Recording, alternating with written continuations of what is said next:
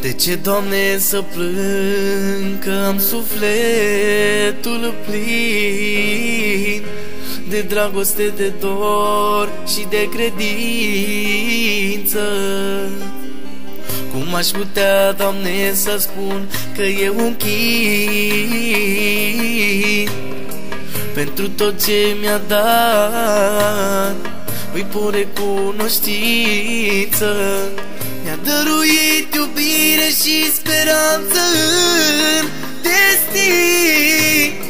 Cum aș putea, Doamne, să plâng, că am sufletul plin?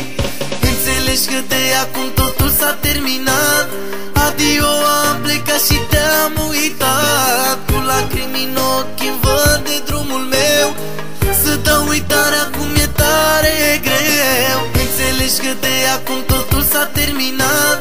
Adio, am plecat și te-am uitat. Cu lacrimi în ochi îmi văd de drumul meu. Să dau uitarea cum e tare greu. Poate că greșesc, că-ți dau iertarea mea, dar nu prea cred că îți mai pasă nici acum de ea. Mă-ntreb și acum de ce te mai iubesc. Te-aș părăsi, dar mi-e atât de greu să te scot din sufletul meu. Greșeala mea a fost că mereu te-am iertat, dar poate tu nu m-ai iubit cu adevărat. Plâng și regret și-mi pare atât de rău.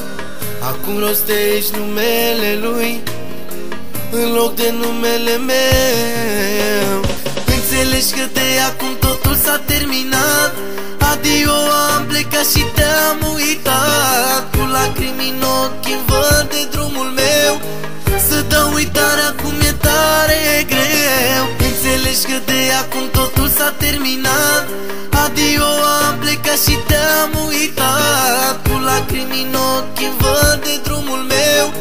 Să dau uitarea cum e tare greu. Înțelegi că de acum totul s-a terminat.